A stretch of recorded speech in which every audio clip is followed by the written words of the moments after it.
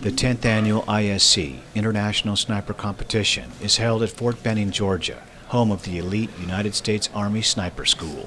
The United States Army Sniper School is a Charlie Company of 2nd Battalion, 29th Infantry Regiment.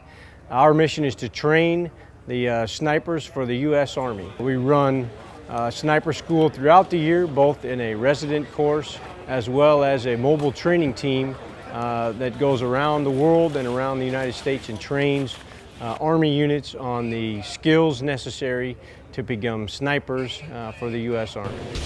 The Army Sniper Training Course is taught in 11 intensive curriculums. At least 340 new snipers graduate and enter today's battlefield each year.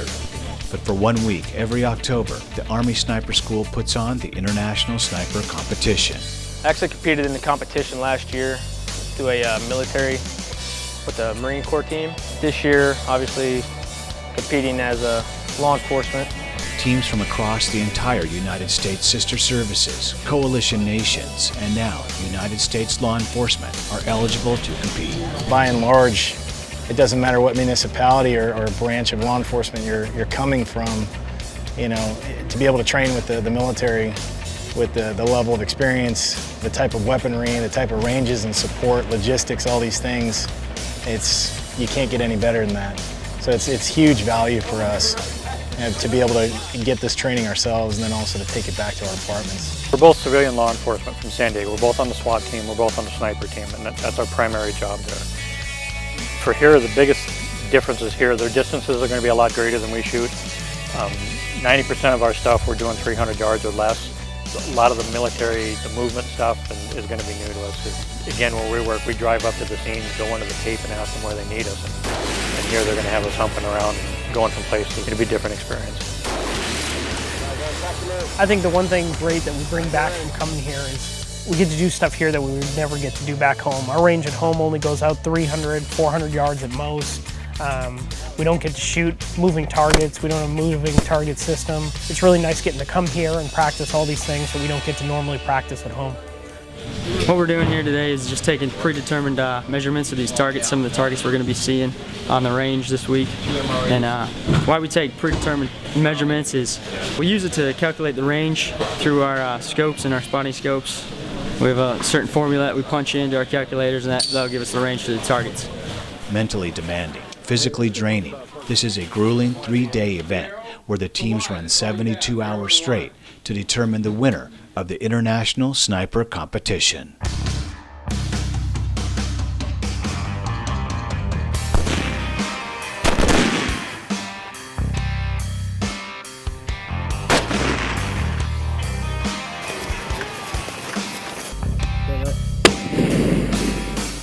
The 10th Annual International Sniper Competition from the U.S. Army Sniper School at Fort Benning, Georgia is brought to you by LaRue Tactical, made dead center of Texas, USA. And brought to you in part by Potomac Field Gear, what warriors wear.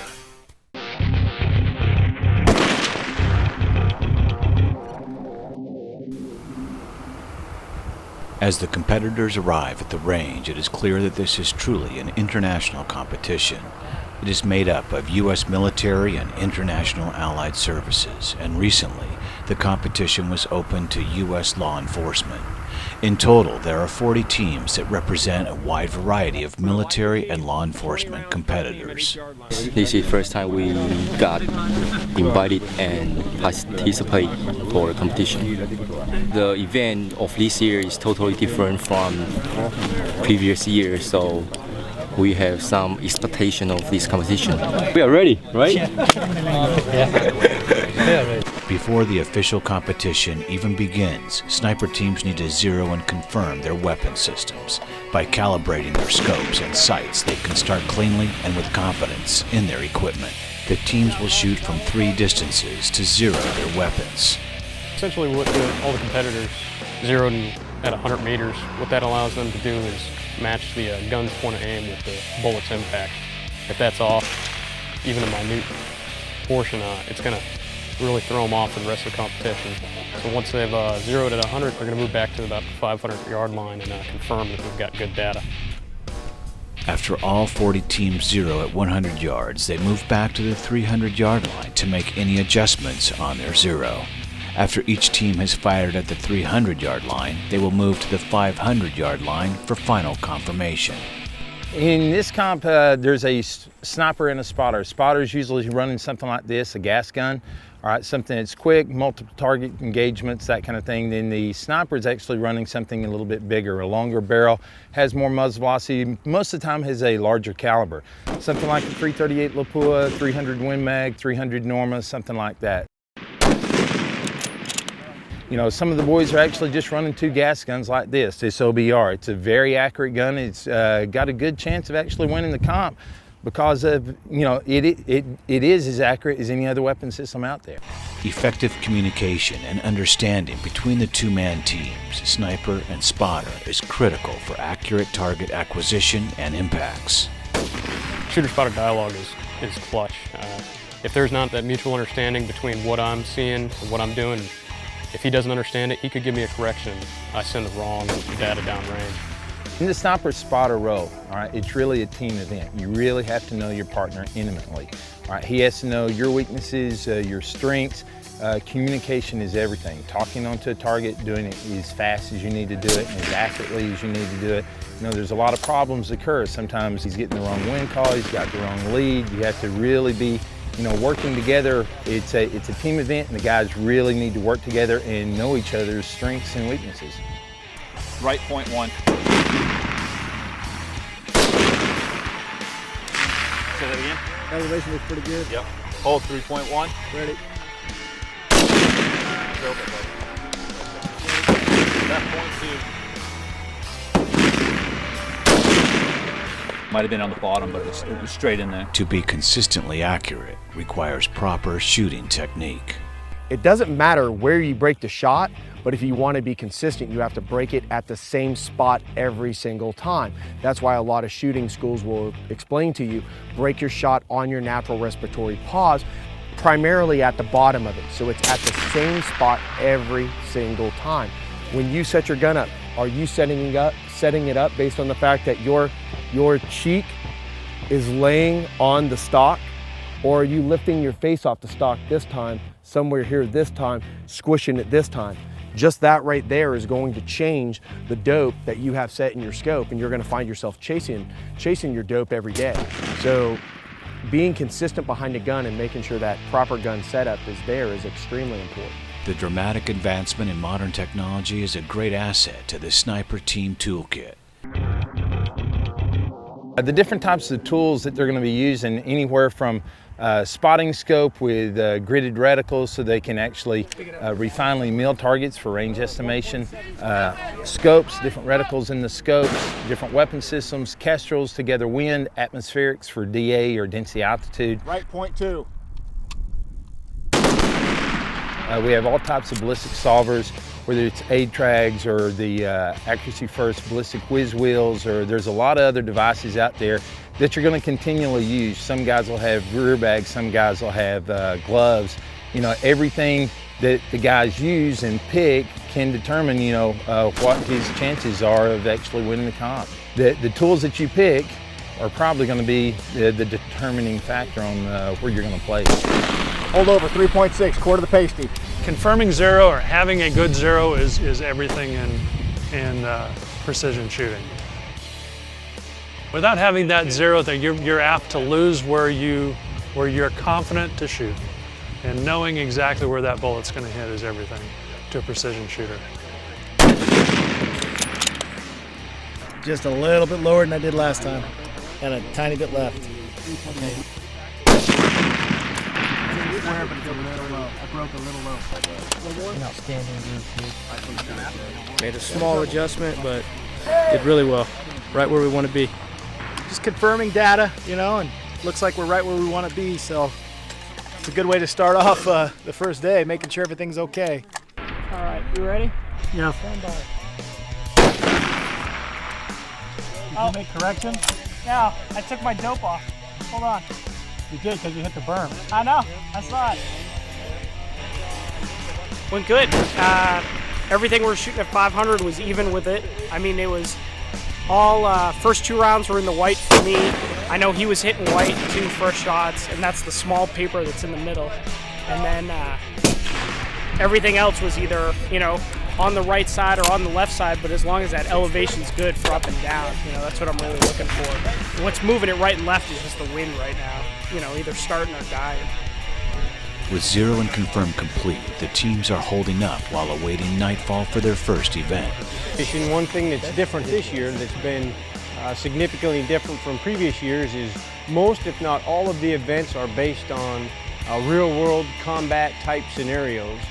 We've done that on purpose to make the competition more difficult, as well as provide direct training to all competitors on real-world combat lessons learned and best practices.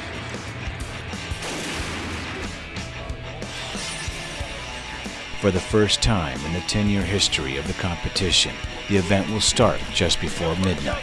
The intent this year is to raise the stress bar to a new level.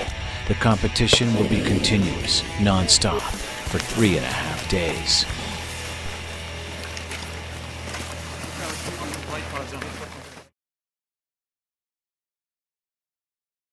This is the Trijicon TA31 RCO M150. This is the Army Marine Corps combat optic, and also it's on a LaRue quick detach mount. These are two of the best products in existence for our military, law enforcement, civilian shooters.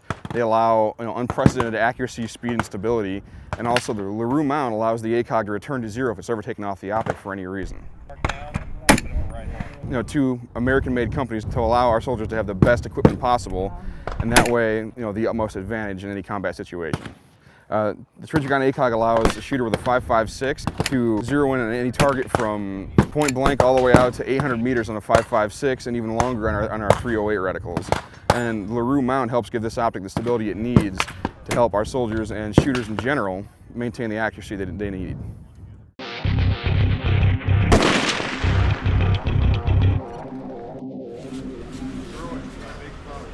It is now just before midnight. The 10th annual International Sniper Competition is officially underway. The 42-man teams make their way to the first event, Cold Bore. It'll be the first 1 to 2 shots through the barrel before it's warmed up. Makes a good amount of difference. About to go do it. Yep, Cold Bore. We'll see. In this competition, you're going to see a lot of different events. But, one of the hardest things that everybody has to deal with, other than win, which is probably the hardest, is really intimately knowing your weapon system. So where this comes in is your cold bore. A lot of people, the way that they clean the weapon system, if you clean your gun, you strip all the copper out, then you have to actually build up that bearing surface for it to hit in the same spot where your gun was hitting yesterday. So you have to really know exactly where you're going to hit with your cold bore shot. The first event of the competition, what you're going to see tonight is you got guys going in shooting at a 500-yard target, all right? The problem is you have to roll in and you only have a certain amount of time. You've got to lay down, you got to talk your shooter onto the target, all right? It's known distance, so it's 500 meters, but you've got to get everything aligned. You have to get their wing calls, get everything set up, and if you miss, you're going to have to re-engage within a certain amount of time, and you don't have a lot of time to do it. So this event really starts out the communication process between the 2 shooters. Okay, this is the first event of the competition. It's a night shoot with a known distance. Target's at 500 yards. You can identify it with a thermal system that the staff has got set up here. Target. Shooter gets in position, then the spotter takes a look at it through the thermal. Yeah, I got it. And then goes up to the shooter, and then I've got to identify the target, and then we ended up putting a laser on it for him to see it. It was hard with the night vision I was using. It was just kind of everything blended in together, so I couldn't actually see the target. So he had a laser designator, basically looks like a laser pointer you'd normally use in a classroom. Can you see the target? Nope, but I can see the laser pointer, so leave it wherever it is. All right, hang on. Except you can only see it through the night vision. All right, laser's on it. All right, ready? Yep. And so he put that on it, and once he lit it up, I just basically aimed at where that laser pointer was hidden. Leave it on it. It's on it. First round he was a little shaky, and then the second round he really locked in and the laser pointer stopped, and I just aimed right forward and hit it on the second one. Good job, buddy. All right, wait. Did we hit it the first time? Hit it the second time. Second round hit. First one just missed to the left. Your second round hit the right edge. All right. Thank you. It's a total of 15 points for your score.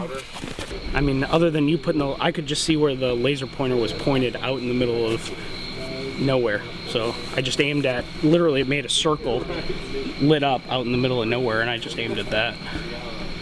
Yeah, because I had it balanced off of the top of this. Yeah, the first time it was a little shaky. Yeah, it was moving but the a little. second time it was solid. Yeah. So. Stand next team. The challenge this year is that the Cold Bore is now a timed night event. Technology plays a huge role, and more importantly, is spotter-sniper communication. Understanding and being proficient with today's technology is critical. Previous night vision technology required the use of a dedicated rifle scope. That was an older generation of technology that was subject to light damage, which prevented its use in the daytime, requiring the taking on and off the system in order to be used. New generation technology enables you to use a high-performance day scope with a clip-on night vision device that clips on right in front. This system has the LaRue quick detach mount. It is high precision equipment. It is perfectly aligned with this system to maintain bore sight. Night vision systems rely on ambient light to be provided from the environment. Thermal systems enable a different kind of capability with long-range shooting using thermal detection methods. These systems offer high performance ranges of 500 meters, 800 meters, 1500 meters in the case of this one. They're a different type of technology versus night vision. Night vision is better for definition, high definition scenes, closer in shooting. Thermal's better at long range detection. These generation of night systems are typically used in conjunction with an IR laser. The IR laser offers the capability of another individual, such as a spotter, to detect a target, identify the target by lasing the target, and then the shooter with the high-performance scope and night vision device instantly picks that up in the system. Infrared light is not detected by the human eye, but is definitely seen by this system. Box, position, go ahead and build a platform. Let me know when you're ready. I'll bring the spotter up.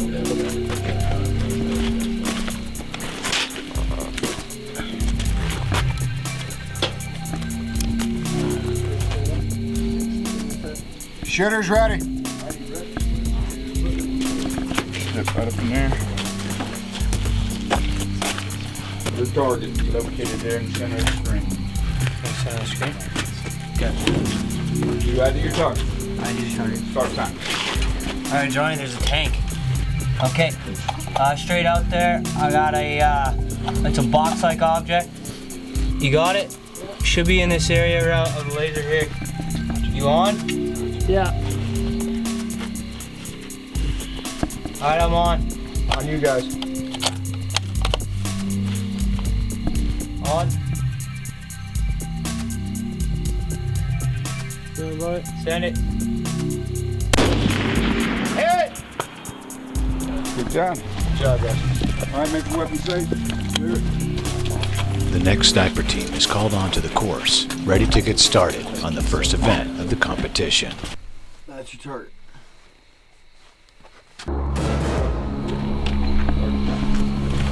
Step up there. Great thing.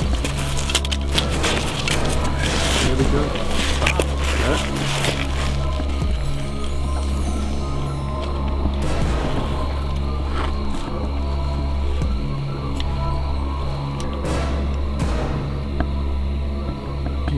Yep. Turn it back down. Set the target. Yeah. Turn it on. You take your shot anytime? Yeah. No, just put it back in.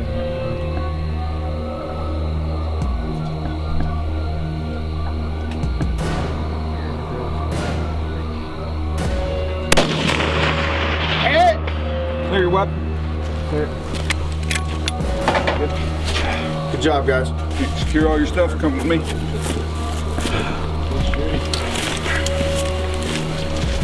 right, both start in front. You'll take these control now. Good job. Pretty decent, I mean, yeah. Just went out there and shot, night shoot. No big deal. Master Sergeants Gianelli and Homeyer, last year's third-place service class and pistol winners, are hoping to take the top spot this year. No issues whatsoever. Good time, good training. We started out, I was going to be a shooter, and he was spotting, but it just kind of worked out better the opposite way around. We were training about, figured that out a couple months ago. Decided to go ahead and switch it up, and Carl's winning better than I do, so. Shoot a little bit better than I do, so. Occasionally. But we have the motto. If there's a round in the air, there's hope. That's right. Just let it fly. The teams tried to grab a few precious minutes of rest as the next event is scheduled for dawn. Taking first in the Cold Bore is Team 29, Smith and Tilges from the 10th Mountain Division. More action ahead right after this. This is a LaRue Tactical OBR, Optimized Battle Rifle. All right, starting back here, this has a Magpul CTR stock with a Risser cheek piece. This actually slides back and forth so that when it's fully collapsed, it'll actually allow you to run the charging handle. All right, so now moving up, Magpul grip. Mark LaRue, a lot of people don't know this, he was a semiconductor machinist. So you have a nuclear machinist decided to build guns instead of more like me and my buddy, a couple of farm kids, buy a lathe and try to open up a gun shop. So that's why Mark's actually able to make an accurate weapon system in a gas gun. Most of the gas guns that we actually play with, we hope they're minute of angle guns. Mark told me one day, he said, Todd, I'm gonna make a gas gun that's actually gonna replace the bolt gun. I laughed and said, well, that's just Mark being Mark. Actually, he did it. Now, I look at an OBR, I pick it up, I know I'm getting a half-minute gun. It'll run anywhere from a 0.3 to a 0.65, somewhere around in there. I've got 18 of them in my school right now. There's not one that's not under 0.7. I have guns here that are 0.3s. So this is an amazing weapon system because we've taken gas gun capability, given it bolt gun accuracy. We've taken surefire suppressors, put them on with surefire brakes. We have a real nice Harris bipod attachment. It's actually quick detach, so we can pop it on, pop it off, and we don't have all the problems that we had trying to get that little eyelet hooked up. All right, so it's a real fast hookup. The actual base on it has about 10 degrees, and it's modular. We have some that have actually flat bases on them with the OBR, the Predator OBR. So now, with new weapon systems like that coming out, it actually has the side rails on it. Again, this one is actually slick. It has vents that allows it to dissipate the heat very quickly. This is an amazing, accurate weapon system, and really at about half the price of its competitors.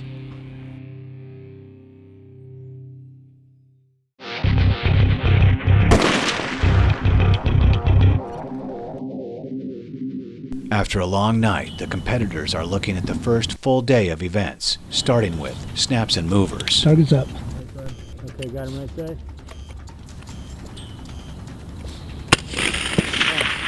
Snaps and movers, a very basic skill set. However, once you throw in the stress of the environment of competition, then you're going to actually start seeing some problems. They may be up all night coming in, you have wind. Snaps, on one hand, should be just a very small window of opportunity to take a shot. All right, so as you throw your reticle up on the target, are you doing holes, are you dialing? Do you have time to dial? Probably not. You probably need to be doing holes. So this is just a very shallow time window that you have to actually take a shot. You have to know your holes, know your gun, make a quick wind call judgment, and then take the shot. However, movers is a whole nother environment. Right to left. With movers, you've got to worry about time of flight, right? It's a time of flight math equation. So now you're looking at a target maybe 600 meters out. Maybe it's a 1 second time of flight. If the target covers 3 mils in that 1 second, in your reticle, you've got a 3 mil lead. Here they come. I'm gonna probably move left to right, right to left. 9. Got it. Sometimes the targets vary in speed, so you have to actually catch that, pick it up, and make adjustments for it. Then we have to worry about wind. You have to look at wind, gather the wind, figure out which direction. If the wind's blowing at the target's back as he's walking, now you're gonna have to be taking your lead and then subtracting the wind. As soon as he turns around and goes the other way, now it's nothing. So you have to be rapidly changing your firing solution if you have any chance of actually hitting any of those movers. This event, Snaps and Movers, is made up of several elements. Starting at the 400-yard line, the spotter will fire 3 rounds at a combination of snapshots, a fleeting target of opportunity between 2 other targets, a target in a crowd between others, and movers, a target moving at various speeds across the range going left or right. The spotter is making the wind and speed calls critical to a single shot, fleeting target of opportunity. Target is up on 6.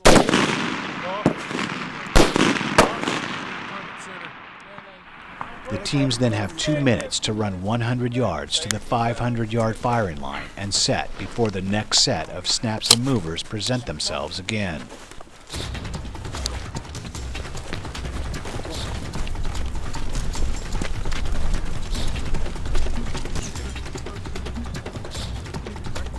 The sniper of the team will fire at the same set of targets from the 600 and 700-yard lines.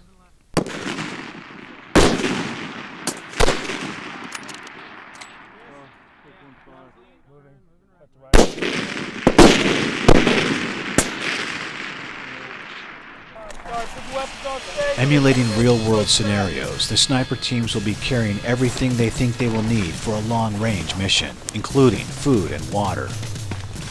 After each set of rounds is fired, they must pick up and bug out.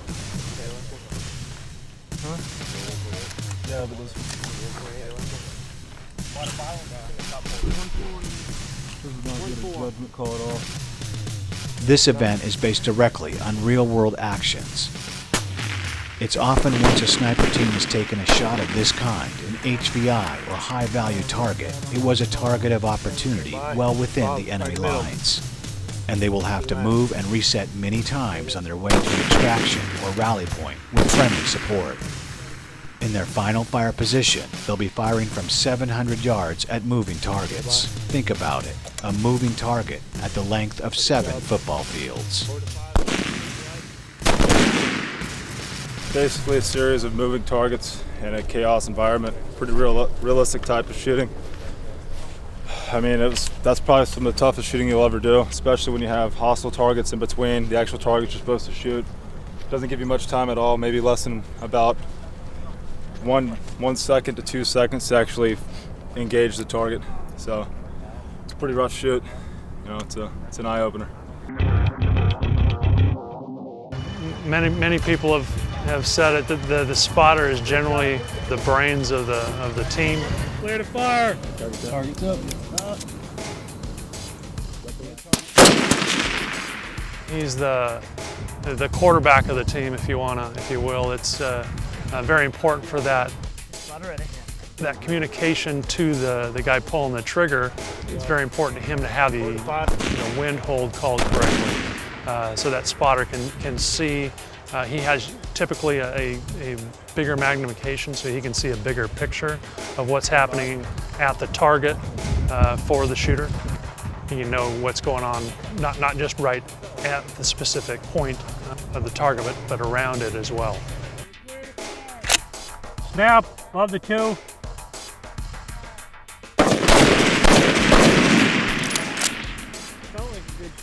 They're up, left to right.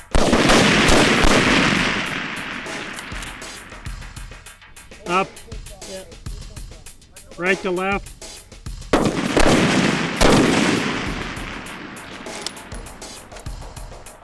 The snaps we did okay. The movers we can't see trace, and they're moving kind of fast, so we're kind of guessing on the leads here. Targets were moving pretty fast, and it's a short window of time to shoot at it, so you pretty much had to take a quick guess at about the lead you thought and just go with what your guess was. So we'll know when they show us the scores. It's gonna be so quick, bro. Depending upon speed, 1.6 is like a walker, 4.25 is like a real fast runner. Snap.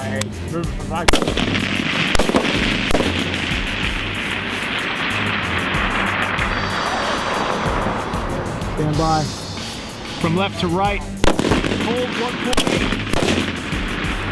About 1.8. All right, go ahead. Place your weapons on safe. You have 2 minutes to push back and establish a new fire position.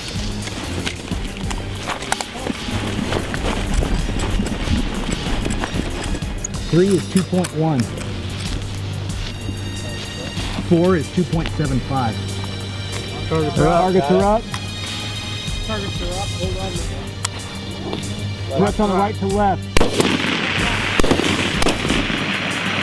Stand by. It's probably going to be a snapper. All right. Yeah, it is. Should be a snap. All right. Stand by. Snap's already come. Okay. Snap.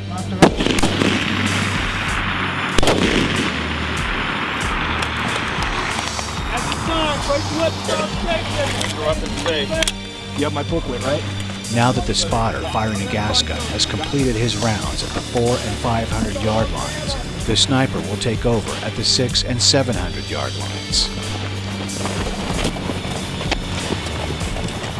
The battle buddy needs to be within arm reach of you.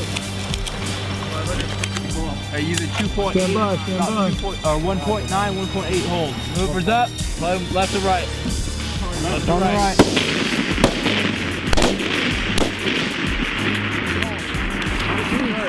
Go ahead. Oh, they have to turn it. Make them safe. Yep. 20.25. Huh? 20.25. 3.2. To 4.7. Alright. Yeah. Okay. 3.2 is slow. 4.7. 3.2 is slow. 3.2 is slow. No wind downrange. When the snaps come up, you gotta wait for it to like turn. You're clear to fire. Okay. Snap. Fire. Left to right. Left to right. 3.5. Right to left. Right to left.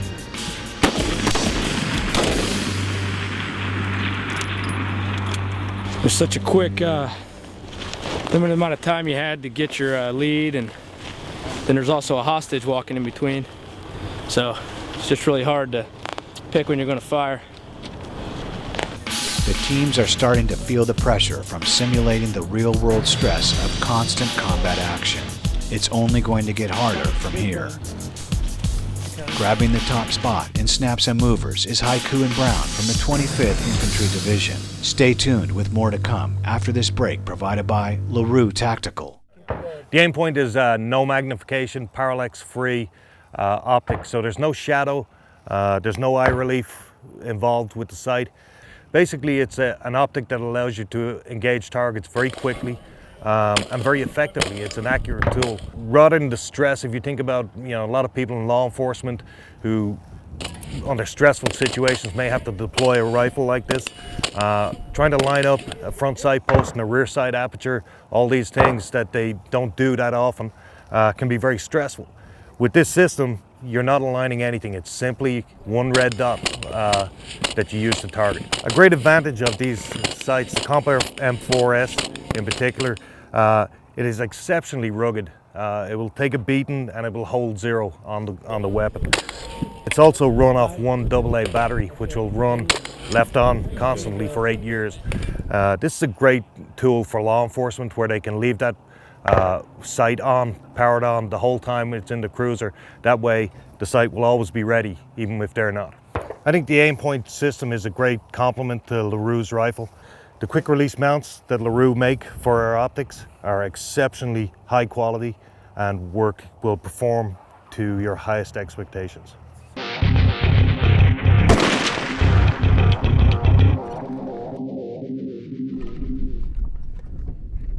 Unknown distance. 5 teams at a time are brought to the firing line.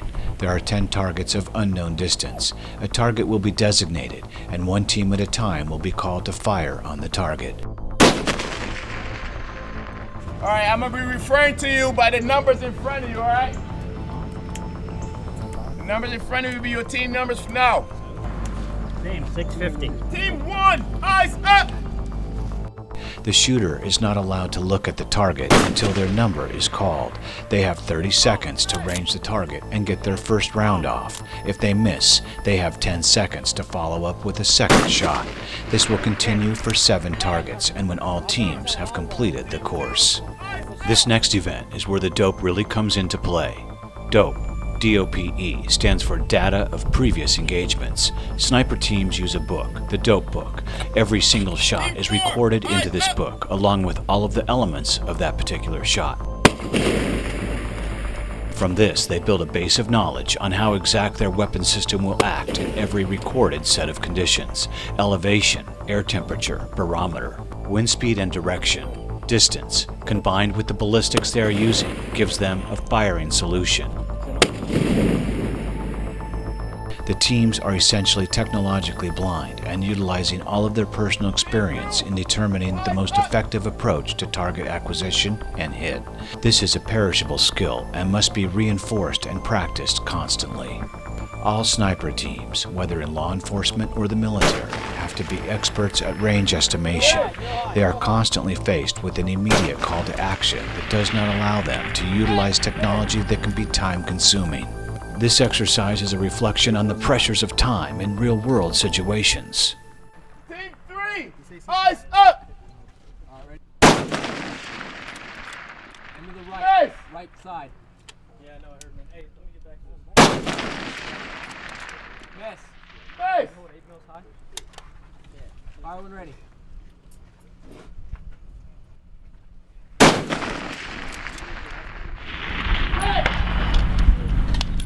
I mean, the goal is to get the first round on target, and then you have an opportunity to do a follow-up shot based on you know, what your spotter saw and the adjustment that can be made quickly. And so we were able to salvage several targets on second round impacts. But it's so subtle, and the wind is a little tricky out here right now.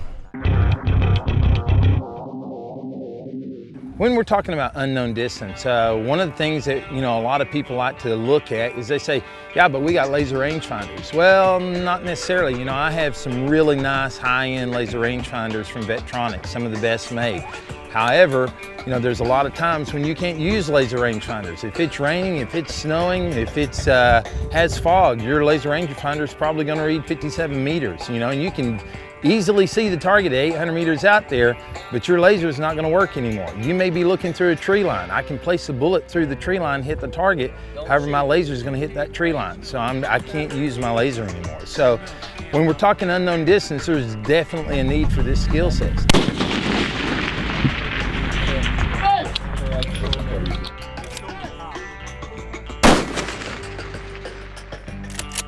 We basically wanted these guys to go back to the basics and make sure they know how to effectively mill targets after getting the constant of the targets. They want to effectively mill it, dial in their ranges on their scopes, and placing the first round hit on target. All sniper teams, whether in law enforcement or the military, have to be experts at range estimation. They are constantly faced with an immediate call to action that does not allow them to utilize technology that can be time-consuming. Cease fire! This is a pretty general target that we use when we're shooting. And if you look at these are all different measurements. All different. You got 4 inches to 1 MOA, 6 inches to 1.5 MOA. And what all of this is really talking about is just it's helping you measure your target so you can find out your distance. You do that through the use of a calculator, your scope, your reticle. Right here, this crosshair reticle, if you were looking through your rifle scope, okay, it's going to have either hash marks or little mil dots. What that is just a reference. It's a tool to help you measure your target. Again, it's one of the basic skills of a long-range shooter is actually being able to get good what we call range S. All right, so range estimation. By doing this, we're actually going to place a reticle on the target and then look and see what the target actually mills. To do this, you need to have actual known size of the target. All right, once you know the size of the target, you place the reticle on the target, then you determine what that target mills. Now, this we have to do with a calibrated eye. So this is one of the things that we actually work on real hard with the students at the sniper schools, and when the guys come out to the house for training, we actually try to calibrate their eyes so everybody knows exactly what that target mills. And But I'm talking exactly, if you look at a 12-inch target that mills 0.4 or a target that mills 0.43, the difference of that is a 1 mil hold. Now, 0.05 is the thickness of your reticle. So you have to be milling within the thicknesses of your reticle at times. So this isn't something that's very gross, like, you know, used to when you said, 500 meters, the target would mill 2 mils, but at 200 meters, the target would mill 5 mils tall. That's talking about an E-type. We're talking about much smaller targets, much more refined, much further distances. So, when we're talking about safe danger zones, where a bullet's actually gonna hit the target at, depending upon how much you miss your mill by. So if you're 30 meters off, you're probably gonna miss. However, if you're inside of 7 meters on your range estimation, you're probably gonna be okay. So that's one of the things, this is a very critical skill set that the guys have to work on, all right? So when you're doing range estimation, milling, you really need to focus very hard in keeping your eye very calibrated, doing a very good job, or you're gonna miss the target.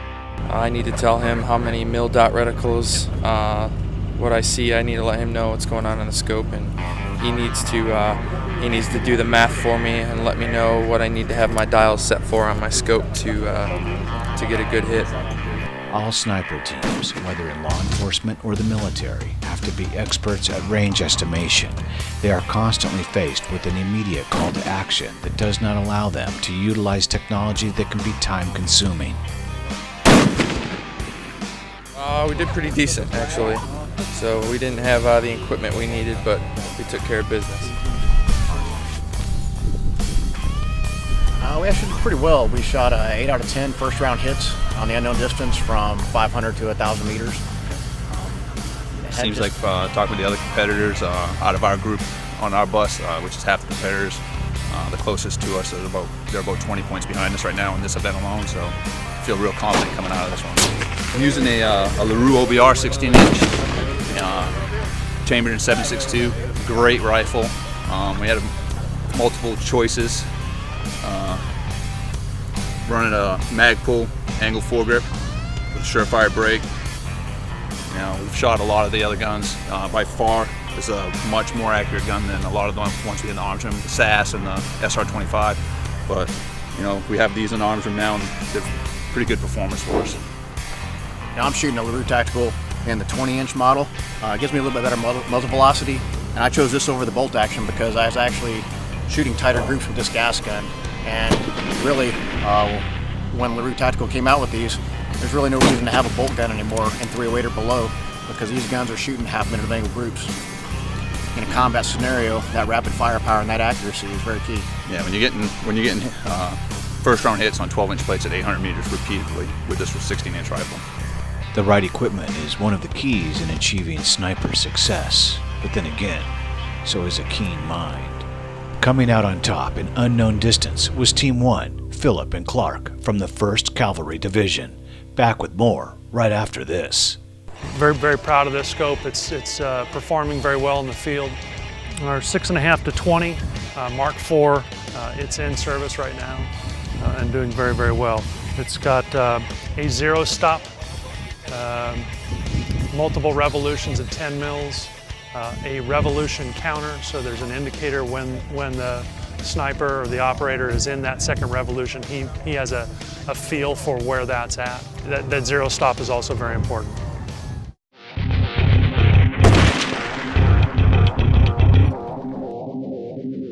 Orange, blue, green, red, and yellow. Correct. Follow me. Orange. As night falls on the 2nd day of the 10th Annual International Sniper Competition, the action continues through the night. Earlier today, we saw snaps and movers in the daylight. Now, at night, the spotter shoots 5 rounds starting at the 300 and 400 yard line, and the sniper shoots at the 500 and 600 yard lines. Again, in the dark of night, technology plays a key role. Thermal systems are fantastic for long-range shooting. They're very popular with snipers in scenarios where you don't have a lot of ambient light. Thermal technology is distinguished from night vision technology in that night vision uses ambient light in order to illuminate a scene. Thermal does not require any ambient light. It relies on heat signatures. So a background such as a desert scene where a hot body is contrasted significantly against cooler sand is going to be seen very well with a thermal system. You have 1 minute. All right, you are clear to engage.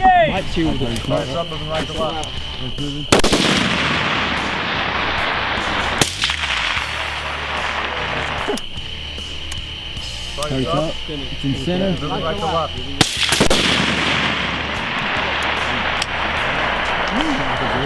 All right, make it safe.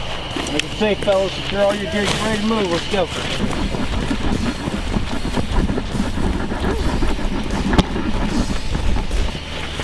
Lane 3. Hey, slide to your right, Tom. You are clear to engage. Clear to engage. You are clear to engage. Target's up.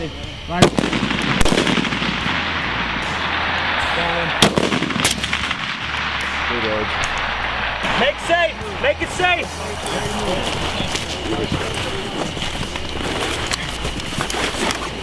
Two significant differences. One, it's at night. And two, this becomes a stress event with only 30 seconds to get to each firing line before the next targets are presented. The importance in this event, technology, teamwork, and your ability to manage stress while firing.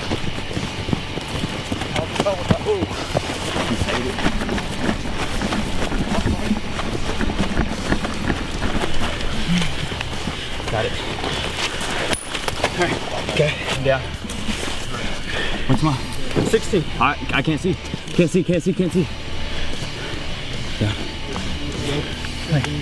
700, right? Yeah. No, 600. Oh, 16. Yeah, 16. What is it? 16.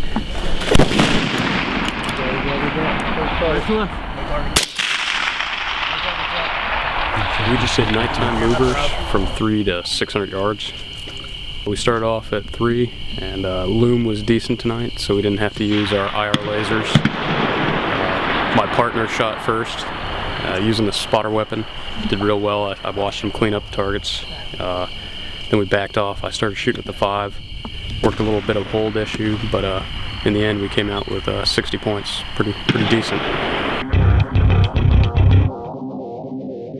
In today's technology, you know, we can sit down and look at a lot of different things that the guys use. One being a huge portion, which is night vision. You know, we have I squared, we have thermal. We have different types of thermals coming out, whether they're cooled thermals, whether they're non-cooled thermals, or even warm thermals is something that's coming down the road. So, you know, once you look at that, we have old-time night vision from Simrads to PVS 22s, 24s, 26s, 27s. Great piece of I squared, it works really well. There are pluses and minuses whether you're using that or you're using a thermal. You know, when you're using a thermal in this environment where you're at a competition, you're really looking for differences in temperature. So you may not see the big differences when you're looking at a target or, you know, when everything cools off evenly throughout the night. So it may not be as advantageous as if we were looking at actually shooting a live target where with a thermal, it would really jump out. So all this stuff, again, just like cold bore, all this is thrown in here is another variable. Flood you out? Nope. See your You are clear to engage.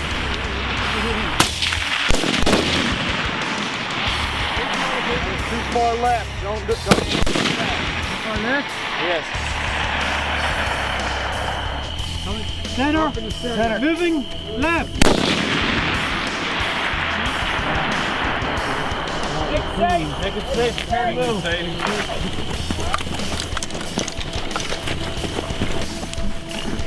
You don't bunch up. Okay. Let's go. Okay, let's try a move. All right. All right, coming up. You are clear to engage. Focus up. Going left.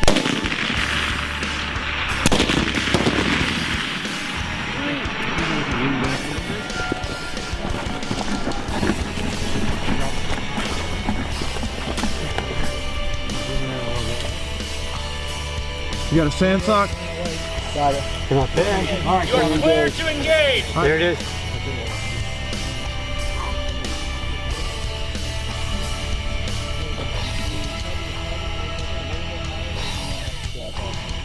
Up on the left. Left side. Left side. Come in left. Left side. center, left. Team one a little bit.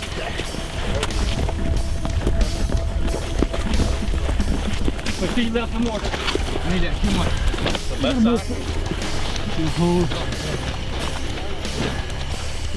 There's no target yet. Up left. Moving right. Half mil. Ah, might have been just a little early, Kevin. Bump it down just a little bit. 0.4, 0.3. Elevation. The elevation's solid. Up right. Moving left. There you go. Lead in. 0.3 lead. Up center. Left. Moving left. There you go. Good shot, Kevin. Lock and clear. We did okay. The movers are moving relatively slow, and I think we started off with just a little bit more of a lead than we needed, but we just adjusted. I mean, that's all you can do. We'll see what it looks like in the end. I think we did okay. There's not much of loom out here, so. The teams have another long night ahead of them with no rest before the next event. Tomorrow morning, they'll hit Kim's stress shoot. Taking first place in night movers was Team 26, Homeyer and Gianelli, D Company Special Warfare Training Group. More to come right after this. Here I have two examples of thermal weapon sights manufactured by Nighthawk. These systems use thermal technology or heat detection technology to identify a target and for shooting purposes. These are digital systems. Traditional night vision or image intensified night vision are analog type systems. These are digital, use digital signal processing, have a digital reticle. These are great for long distance shooting in scenarios where detection is paramount, such as in tactical situations or commercial hunting. These systems are very popular with commercial hunters for predator control due to their detection capabilities, and the higher resolution systems such as the 384 by 288 Tusker 384 or the 320 by 240 Tusker 320 offer a distinct advantage over similar systems over long distances. These systems can help you detect the difference between a large animal such as a bovine or cow versus a hog or a coyote.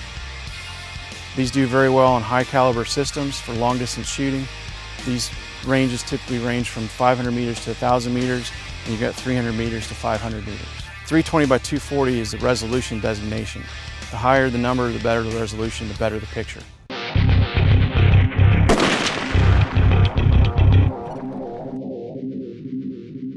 Welcome back to the 10th Annual International Sniper Competition. After 2 nights and a full day of competition, 40 teams are ready to start Day 2. KIMS, or Keep in Mind. This is a sniper school exercise and test. A significant portion of a sniper skill is to gather information to report back to command. They are the eyes and ears in the field for the commanders. This event will combine many skills of a sniper team. It is a stress event. They will run 1,000 yards with full body armor and carrying their weapons. They will fire 20 rounds each while maintaining breathing and weapons control. The teams will also execute 2 heavy carries, a loaded Skedco and a loaded stretcher. What makes this a KIMS event, keep in mind, is that scattered along the course will be military objects that they will need to recall for additional points after the event. I'm Staff Sergeant Bray. Welcome to the KIMS Alt Stress Shoot event. Let me orient you to the range. You're currently in the pre-holding area. Action. Conduct sniper team alternate firing event. Condition. Given known distance range, sniper team with assigned equipment, individual body armor, 20 rounds of ammunition, 10 military items, range obstacles, and individual sniper target. Standards. Achieve the highest point available within the time limit, completing the event in the shortest amount of time. The time that when you have 1 minute to get from here to the 800, that target's going to come up. We're going to say go. You have 1 minute until that target goes down. When it goes down, comes back up, that's when that time starts for you to get to the next yard line and engage before the target goes down. All right, that 1 minute is how long that target's going to be up. As the name implies, this is a high-stress event. The teams must focus on breath control and calming an accelerated heartbeat for consistent accuracy. Roger, team is ready, waiting on target. I'm on. KIMS, it's a stress event. You're going to run down to a certain meter range, all right? You're probably a long-range shot, so you're going to be shooting in the prone. It's It's all about breath control and slowing your heart rate down as you take the shot. Next, you'll run down to another yard line. You're gonna take a shot from a modified position. So when you're doing unconventional shooting positions, it's all about points of contact. So you want multiple points of contact, as many as you can get.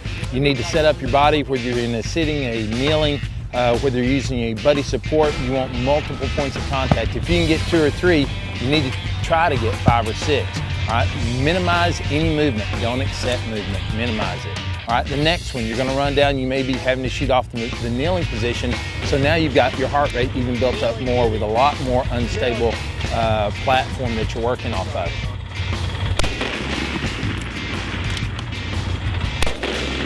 So the last position is freestanding, all right? So once you get there, your heart rate's through the roof, you're trying to slow it down, you're trying to minimize the movement of your crosshair.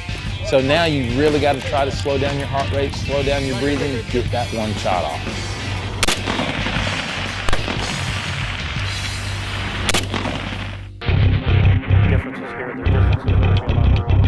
When you start talking about stress shooting, things take on another dynamic, and that is for shooters or for military personnel, law enforcement personnel, or anybody who finds themselves involved in a shooting where they're having to go into more of what I call run and gun. Definitely some effects take over. One, your physical fitness ultimately takes over. How hard are you used to really working? So now when you say to somebody, hey, make sure you break your shot on your natural respiratory pause, it's not that simple. What we're looking at that point, especially military, we're looking at being able to effectively get rounds on target, be combat effective, and get body shots.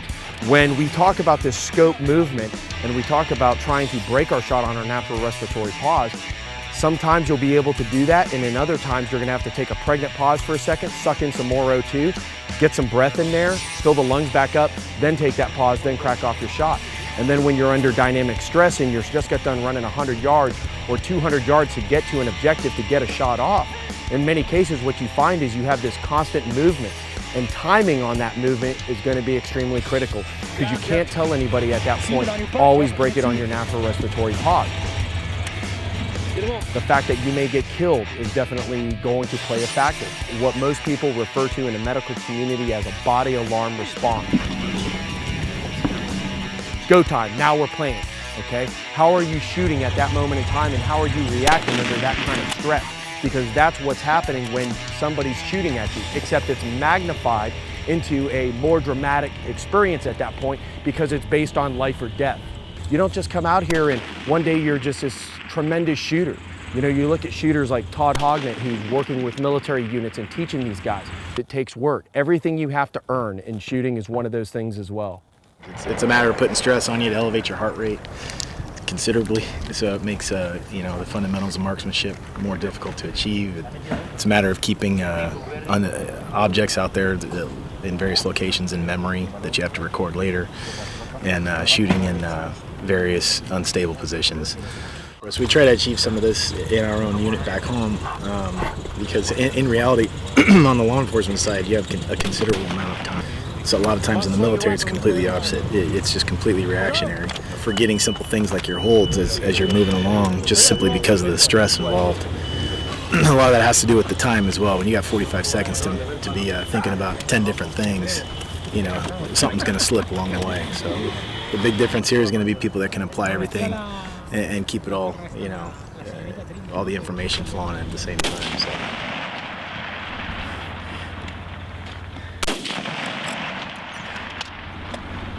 It's a combat-oriented course. You know, it's definitely not a precision course. So if you can be precise on this, you're doing pretty well. Yeah, we're up right now, so we're fixing to roll. Hey, let me know when we hit 30 seconds and 45 seconds. When I lock and load up there. Yeah, when you get to the 800, you guys can go ahead and lock and load rather than just stay that way the whole way. It's going to be easier for me to do that.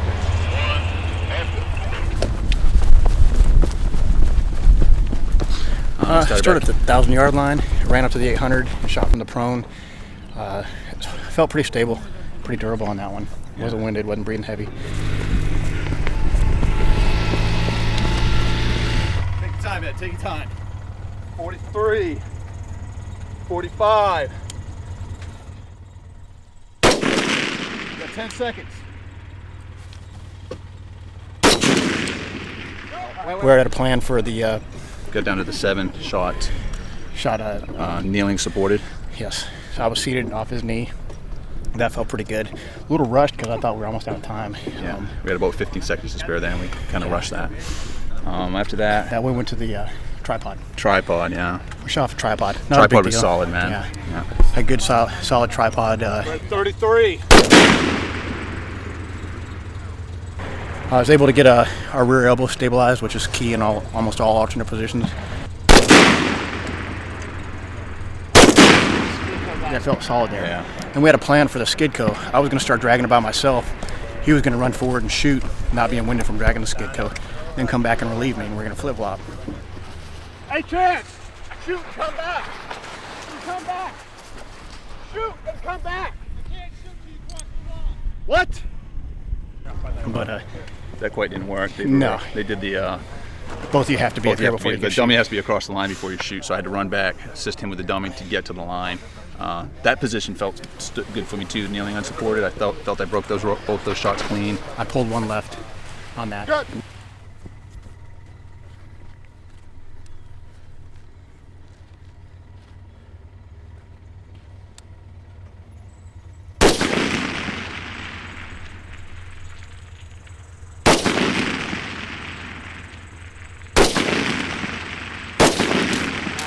Litter carry, that was kind of awkward. Yeah. You know, there's no good way to carry a litter. That's another thing with just grabbing a set of kit that's not yours and throwing it on. You're not used to it. You know, the body armor I had was extra large, so it was pretty bulky and bouncy. The kit that you wear has been validated several times, and anytime you put something new on it, you go run an obstacle course with it to validate it, make sure it's going to work for what you need it to do. And when you just throw out a piece of a kit, you don't know exactly how your sling's going to fit when you put it on there, where it's going to rub, how it's going to feel when you get in the prone, those different type of little things.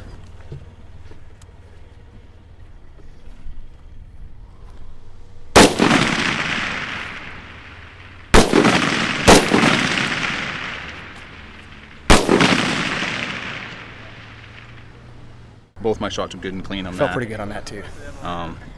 Then another 100-yard dash, 45 seconds, and 2 shots standing offhand. Broke one shot really clean. I knew I pulled one left, let Ed know, and he said he pulled one high. I pulled one high left.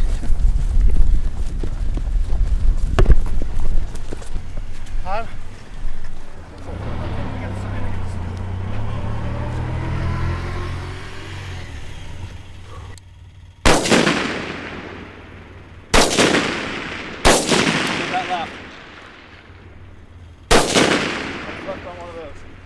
Pulled left on. Hey, take your body armor off. Just throw it in the back. Right now, from the teams that have run, which is a lot of competitors left, they're saying, you know, we did really well on the course. So pretty happy with that. Pretty happy with that performance. But still a lot of people to shoot, a lot of good shooters. So see how it holds up.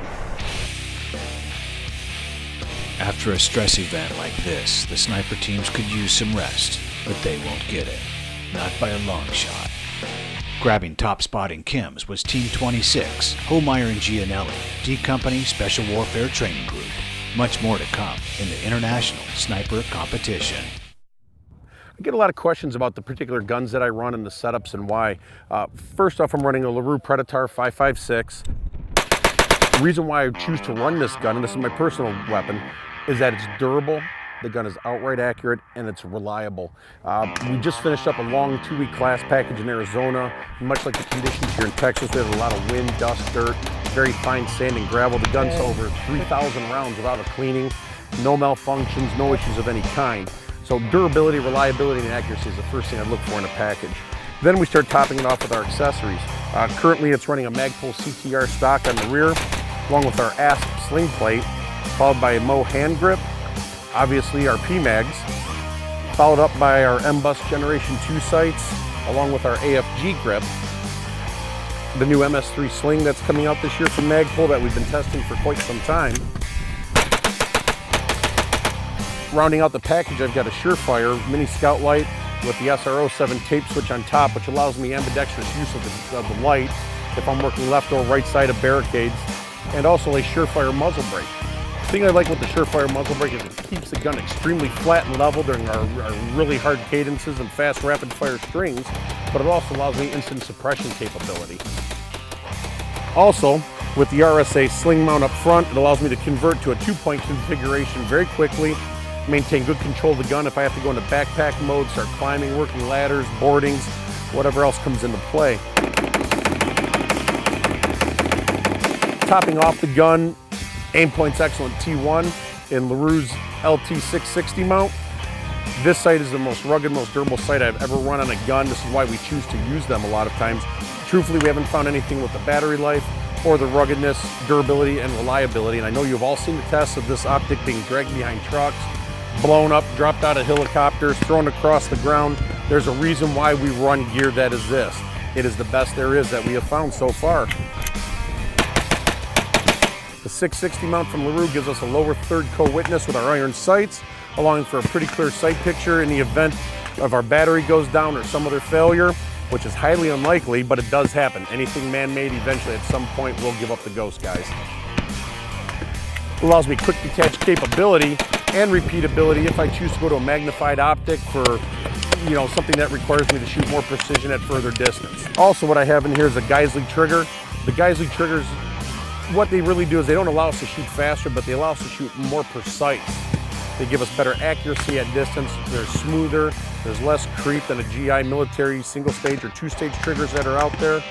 And overall, they're a very, very durable system that just keep working. We haven't been able to break these yet as well. And my ammunition source gets fed from PMags.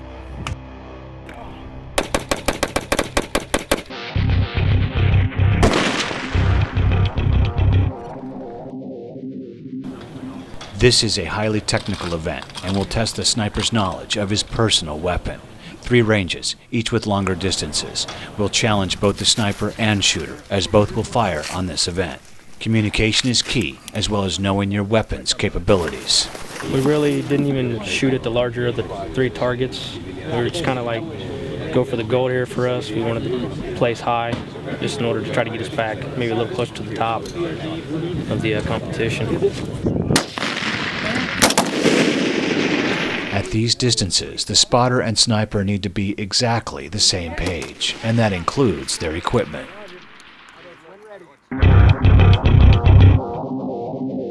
The important part of the sniper team is the spotter and the spotting scope, just to have that broad view of the target and what's going on around the target. We were using Horus reticles, the same Horus reticles that are in our rifle scopes. Very, very important that the guy pulling the trigger and the spotter are on the same page. They've got the same reticle, they're looking at the very same thing. It's very quick and easy for them to communicate. Having that efficient communication has not always been the case. So Leupold is now using the same reticles in both the spotter and in the rifle scope. So the communication is clear and concise and quick. Now they're looking at the exact same target with the exact same reticle. Hard to see with the Mirage? A little bit Mirage, yeah. Yeah, it's a little bit. 3.6. All right, you telling me? Yes. Okay. Well, it's the Know Your Limits event. It's a skill based off your performance of what you're capable of hitting at distance. Our first grouping was done at 400 meters. You had 5 minutes per team, both to engage 4 rounds at the target you felt you could hit out of that size. Then you had 2 minutes to move back to the 500 meter line. Very little wind, felt good on them. We're all right. Maintain consistency, that's all we're trying to do right now. Get rounds in the black.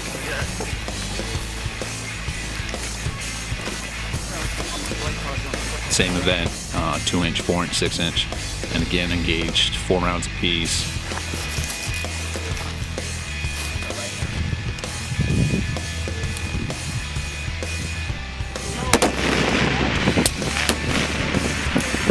Is that clean? Same hole. Those are good, man.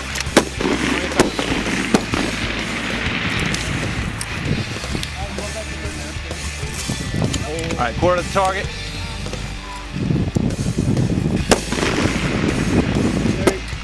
Center.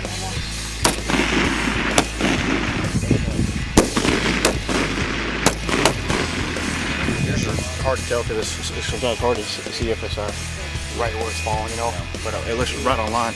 And we ended up back at the 7, where there was an 8-inch bull. hard line. Set up your position. All right, 700. Hey, dude, I'm gonna walk 3 rounds, 700. We got 5 minutes for this one. Wait, right to left. Yeah. 6.5. Now remember, any hits on this circle target are all mine. Unless there's 4, then you get 1. All right. Hold over, 6.5. Can't see the bullseye? Quarter the bull.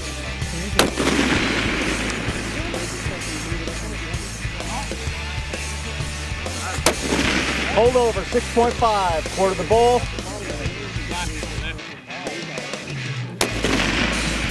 Right, 0.1.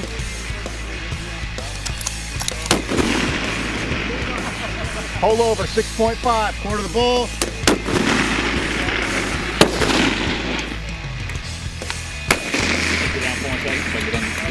Target.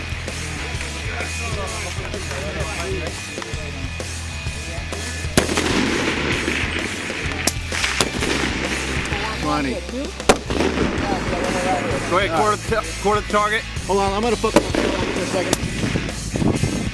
0.2.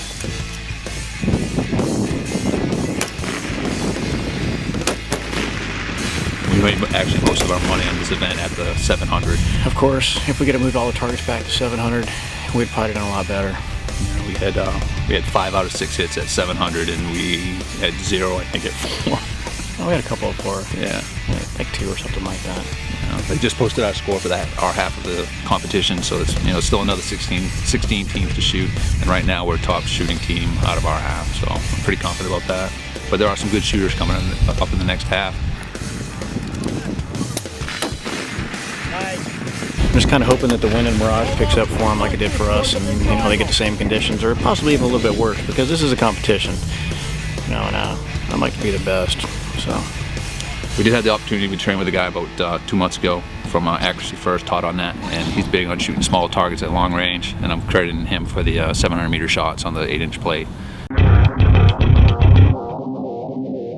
Know your limit scenario. All right, this scenario is all based around knowing how well you can shoot and knowing what your weapon is capable of. All right, so now once you roll in here, you're going to be shooting at different ranges, at different size targets. You have to actually pick the target that you think you can hit.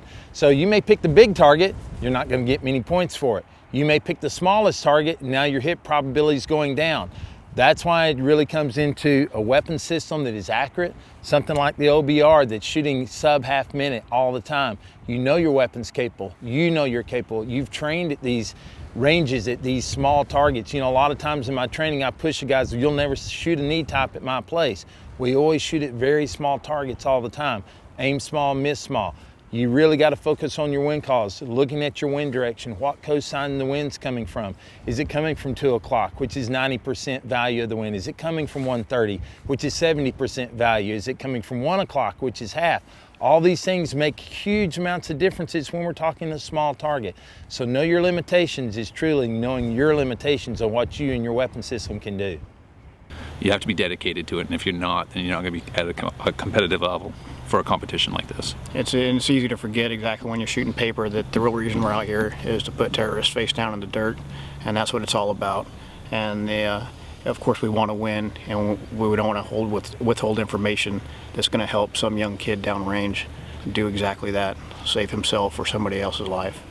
And you walk that fine line. Sometimes you give them the information after that event's over. Yeah. Taking top honors and know your limits was Team 30, Dickinson and Lucero, U.S. Marine Corps Scout Snipers. We'll be right back. Now when we talk about reticles, we're actually talking about the actual tool that we use inside the scope to actually aim with. A lot of the scopes that we used in the past, straight duplex reticles, aren't where we just had a crosshair.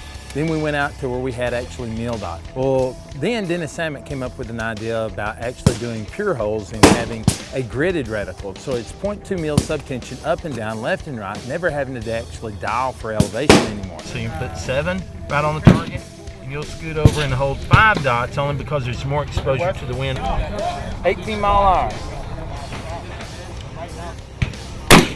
There you go, bingo. Quick win formula is already in there. Yeah, quick win formula is built in. So thanks a lot, man. That's awesome. It was a paradigm shift in the way that we looked at reticles, and it was genius at the time. Makes us faster in the field, gets us a more accurate shot. We're not sitting there trying to figure out a wind formula when we actually need the speed, and that's what this does for us. Horse is a great company. Boys on the next level, the cutting edge, all right, with A-Trag, it's the easiest and best ballistic solver out there. With their reticles, they're very progressive. Everybody else is living in a comfort zone of the 1970s. Horse Vision's progressing, moving forward daily. So it's a whole new concept. Time of flight, no more wind calls. Still a mill reticle, so we can still do everything that we were doing in any other reticle. There's a lot of advantages to Horse. The only disadvantages is you have to get out of your comfort zone.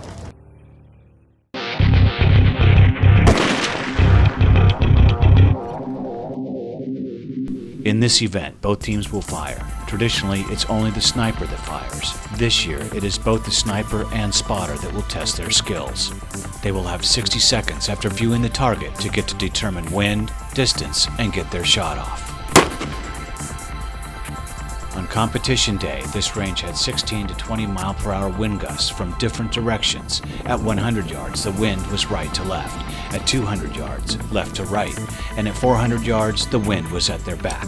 Essentially, a three-directional wind considered in their calculations. The last event, final shot. We've got two different weapon systems shooting from two different distances. Depends on the caliber. 308 shoot from one distance. 300s, 338s shoot from a different distance. All right, you've got to actually look at the wind. You're going to be reading and digging in the wind hard. This is a final shot, make or break. Now you've got to mill the target. Like we talked about earlier, you're really going to have to dig in, get a good, accurate range. This isn't a big target. So now you got to look at the wind. You're going to dig into the wind, figure out what the wind direction is, do your wind formula. Really, this is all about making that one shot, knowing your cold bore. We've talked about this previously. A cold bore shot with wind, the final shot, all the stress of the whole event riding on this right now. So it all comes down to one shot like it does in most competitions, but this is the sniper, the shooter, knowing himself, knowing his weapon system, and knowing what he's doing on the range. This is a classic real world situation. One shot, one kill, one chance, make or break. The top three teams are within 15 points of each other. This event will determine the winner.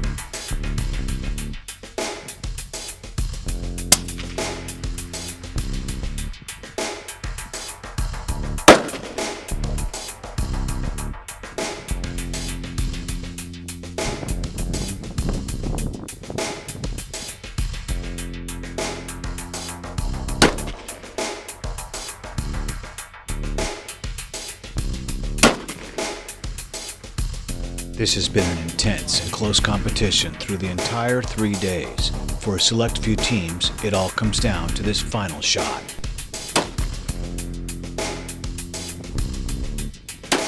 One shot to win the International Sniper Competition. Hit. We'll be back to announce the winners right after this.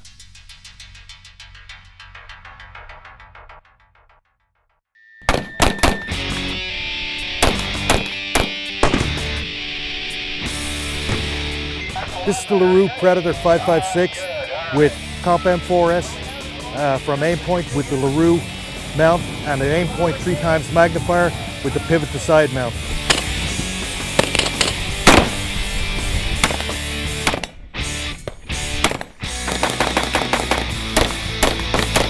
This mount allows you to move the magnifier out of the way so you can shoot through your red dot, but if you need magnification for identification of targets, you can then slide your magnifier in behind the sight.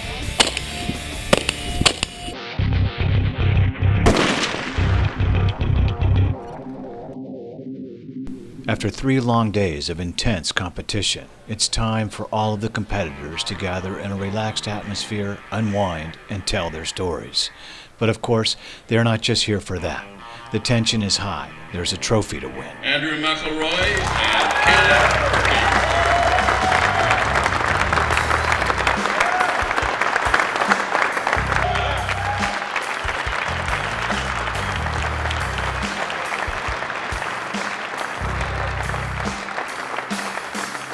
80 competitors, 40 teams, 3.5 days with thousands of rounds sent downrange. And it all came down to just 2 shots from a sniper team, 1 shot each.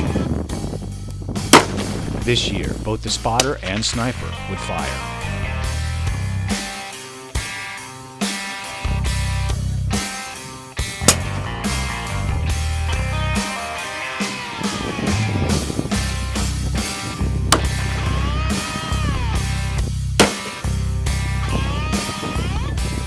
The final shot of the competition would tell the tale of this year's International Sniper Competition.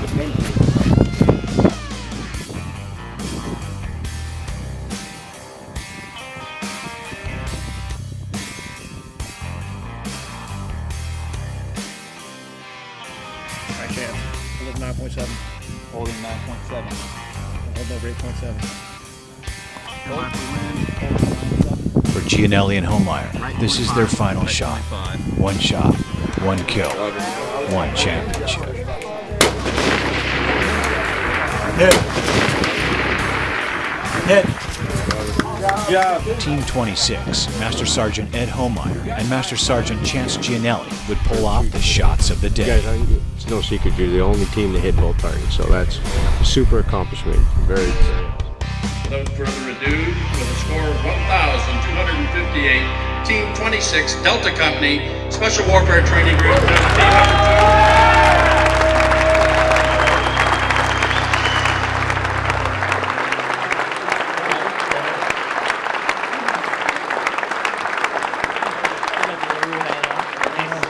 The only team of the competition to both hit their targets and thus made all the difference.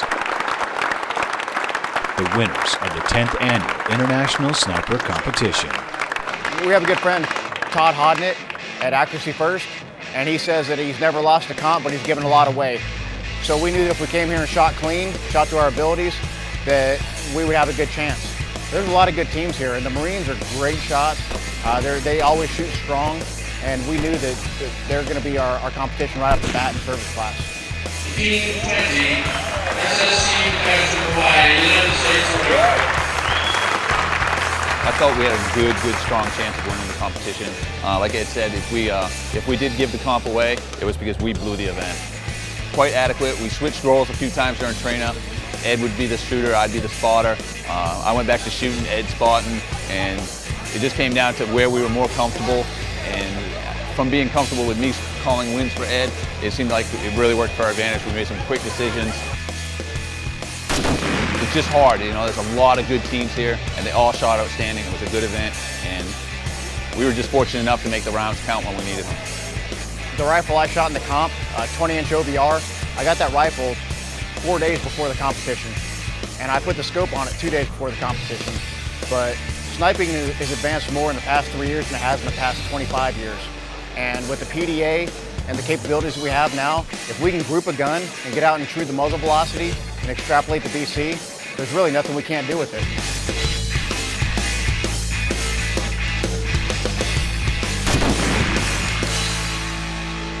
The days of laying on every yard line, writing data into a book, they're pretty much over.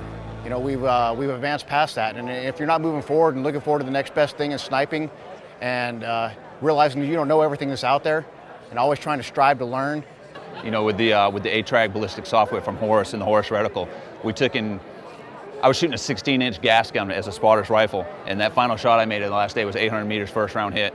And it just shows the potential and the accuracy of the ballistic software, that when you take the time, get a good group, true that gun out at the maximum effective range of the weapon system, use the software, calculate everything, extract the BC, punch up a range card, it's proven.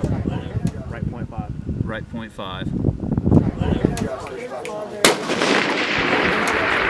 Hit.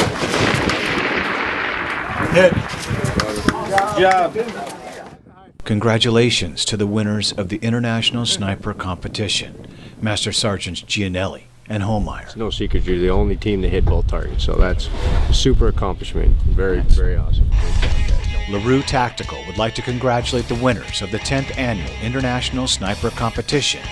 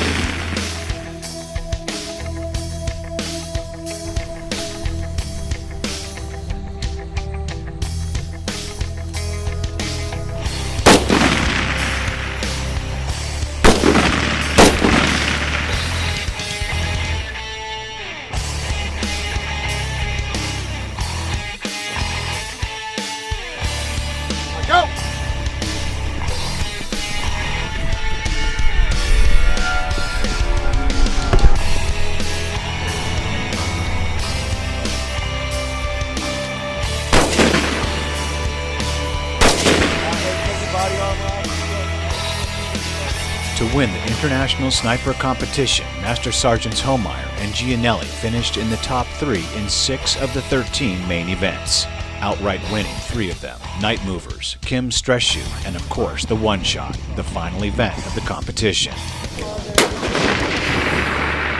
Hit. Master Sergeants Gianelli and Holmeyer, job well done, soldier. Well done. The 10th Annual International Sniper Competition from the U.S. Army Sniper School at Fort Benning, Georgia is brought to you by LaRue Tactical, made dead center of Texas, USA. And brought to you in part by Potomac Field Gear, what warriors wear.